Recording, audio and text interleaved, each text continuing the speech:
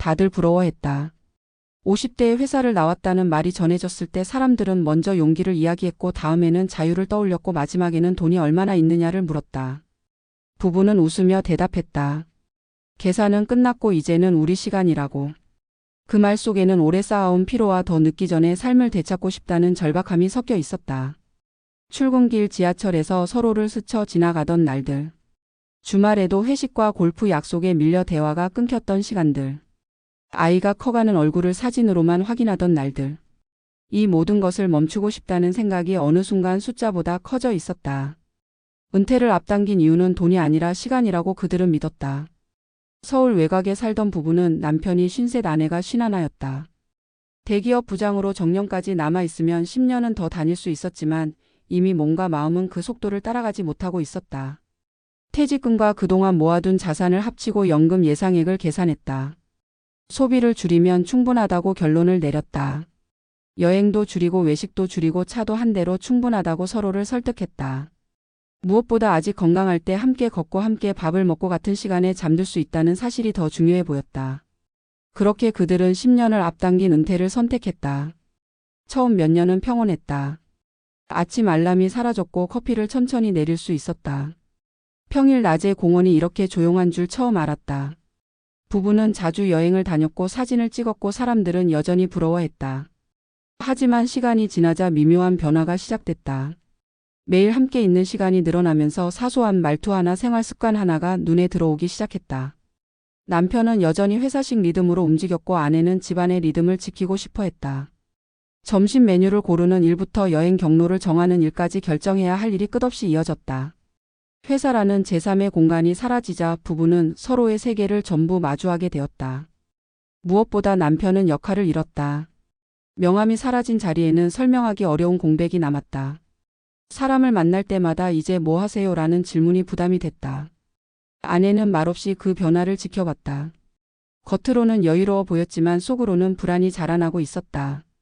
계산했던 숫자는 맞았지만 물가는 계산보다 빠르게 움직였고 예상하지 못한 지출은 늘어났다. 병원비, 부모 부양, 아이 결혼 이야기까지 은퇴 후의 시간은 결코 비어있지 않았다. 부부는 그제야 깨달았다. 은퇴는 쉼이 아니라 다른 형태의 삶이라는 사실을. 지방 중소도시에 사는 또 다른 부부의 이야기도 있다.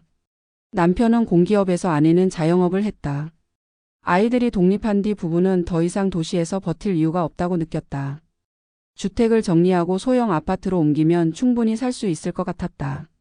남편은 정년까지 남아도 되겠지만 더 늦기 전에 내려놓고 싶었다. 주변에서는 아직 이르다고 말렸지만 부부는 기촌과 함께 조기 은퇴를 택했다. 텃밭을 가꾸고 아침마다 산책을 하고 저녁에는 같이 요리를 했다. 삶의 속도가 눈에 띄게 느려졌다. 하지만 그 느림 속에서 새로운 부담이 생겼다. 도시에서는 돈으로 해결되던 일이 지방에서는 직접 몸으로 해결해야 했다.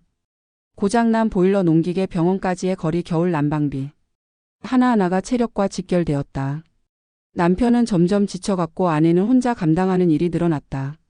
무엇보다 수입이 완전히 끊긴 상태에서 자산이 조금씩 줄어드는 모습을 매달 확인해야 했다. 숫자가 줄어드는 통장을 보는 일은 생각보다 큰 스트레스였다. 부부는 자주 말없이 앉아 있었다. 말하지 않아도 서로의 불안을 느낄 수 있었다. 이 부부 역시 처음에는 시간의 자유를 선택했다고 생각했다. 하지만 시간이 많아질수록 생각도 많아졌다. 회사에 다닐 때는 미뤄둘 수 있었던 질문들이 은퇴 후에는 매일 찾아왔다. 우리는 지금 잘 살고 있는 걸까? 이 선택이 맞았을까? 다시 돌아갈 수는 없을까?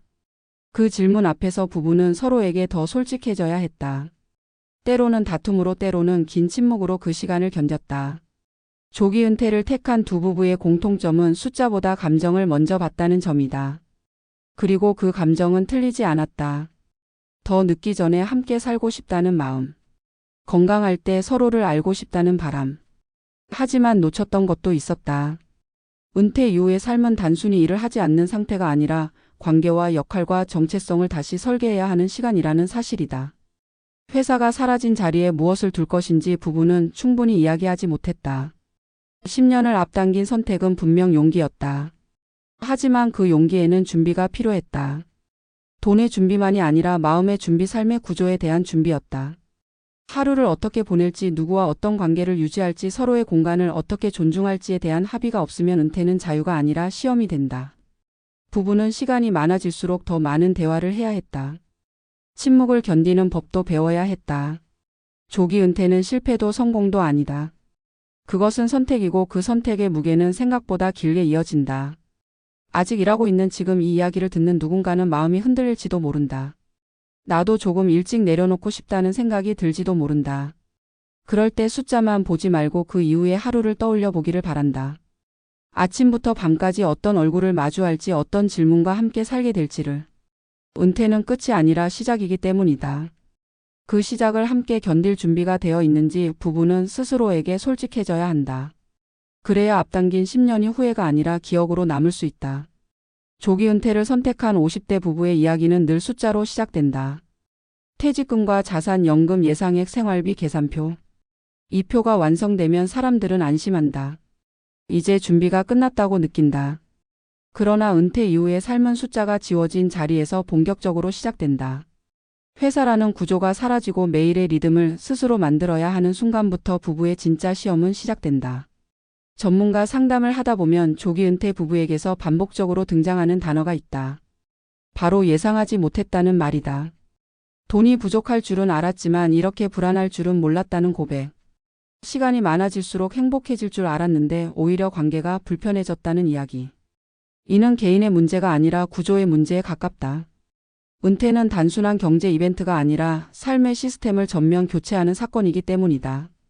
조기 은퇴가 특히 어려운 이유는 은퇴 기간이 길어진다는 데 있다. 정년 이후 은퇴와 달리 10년을 앞당긴 선택은 그만큼 더 많은 변수를 안고 간다. 건강 변화, 물가 상승, 가족 이슈, 사회적 역할 상실. 이 모든 것이 길어진 시간 속에서 누적된다. 처음 몇 년은 여행과 휴식으로 채워지지만 그 이후의 시간은 완전히 다른 성격을 띈다. 목적 없는 시간은 빠르게 불안을 만든다. 부부가 함께 있어도 각자의 내면은 고립될 수 있다. 많은 부부가 은퇴 전에는 관계를 유지하는데 회사라는 완충 장치를 활용해 왔다. 하루의 대부분을 외부에서 보내고 저녁에 잠깐 마주치며 갈등을 미뤄두는 방식이다. 은퇴 후 이 장치는 사라진다. 대화하지 않던 문제들이 하루 종일 떠오른다. 생활 방식, 가치관, 소비 기준, 감정 표현 방식까지 사소한 차이가 반복적으로 충돌한다. 이때 문제는 다툼 자체가 아니라 피로다. 쉴 줄 알았던 은퇴가 감정 노동의 연속이 되는 순간이다. 경제적 측면에서도 조기 은퇴는 심리적 압박이 크다. 자산이 줄어드는 속도를 매달 확인해야 하는 구조는 생각보다 큰 스트레스를 만든다. 일하고 있을 때는 소득이 있다는 사실 자체가 안전망이 된다. 은퇴 후에는 그 안전망이 사라지고 모든 지출이 손실처럼 느껴진다. 이때 부부 중 한 명이 소비에 더 민감해지면 갈등은 빠르게 증폭된다. 돈은 줄어드는데 마음은 더 예민해진다. 그렇다고 조기 은퇴가 잘못된 선택이라고 단정할 수는 없다. 문제는 은퇴 시점이 아니라 은퇴 설계의 범위다. 대부분의 은퇴 준비는 얼마가 필요하냐에 집중한다. 그러나 진짜 질문은 어떻게 살 것이냐다. 하루의 구조, 일주일의 리듬, 1년의 목표가 없으면 시간은 자유가 아니라 공백이 된다. 특히 부부 은퇴에서는 각자의 공간과 역할을 명확히 설정하는 것이 중요하다. 함께 있는 시간만큼 떨어져 있는 시간도 필요하다. 전문가들이 조기 은퇴 부부에게 가장 먼저 권하는 것은 소득의 완전한 단절을 피하는 것이다. 큰 돈을 벌 필요는 없다. 일정한 리듬으로 외부와 연결되는 역할이 중요하다. 소규모 일이나 프로젝트, 봉사활동, 지역 커뮤니티 참여 등은 단순한 수입 이상의 의미를 가진다. 이는 돈보다 정체성을 지켜주는 장치다. 역할이 있는 사람은 은퇴 후에도 무너지지 않는다. 또 하나 중요한 요소는 대화의 방식이다. 은퇴 후 부부 대화의 핵심은 문제 해결이 아니라 감정 공유다. 우리는 왜 불안한지, 무엇이 힘든지 솔직하게 말할 수 있어야 한다. 조기 은퇴를 선택한 이유를 다시 꺼내는 것도 도움이 된다. 처음에 왜 이 길을 택했는지 서로에게 상기시키는 과정은 관계를 회복하는 데 중요한 역할을 한다. 조기 은퇴는 인생의 도피가 아니라 또 하나의 선택지다. 그 선택은 자유를 주기도 하지만 책임을 함께 요구한다. 10년을 앞당겼다는 것은 10년을 더 스스로 설계해야 한다는 의미다. 이 사실을 받아들일 때 은퇴는 불안이 아니라 관리 가능한 삶이 된다. 이 글을 읽는 누군가는 지금도 은퇴 시점을 고민하고 있을 것이다. 아직 이르다고 느끼면서도 지금 아니면 못할 것 같다는 마음 사이에서 흔들리고 있을지 모른다. 그 고민은 충분히 가치 있다. 다만 하나만은 분명하다. 은퇴는 날짜가 아니라 구조다. 언제 그만두느냐보다 어떻게 살아갈 준비가 되어 있느냐가 더 중요하다. 앞당긴 10년이 부담이 아니라 선물이 되기 위해서는 숫자 뒤에 숨은 삶의 장면까지 함께 준비해야 한다. 은퇴는 끝이 아니라 긴 이야기의 다음 장이기 때문이다.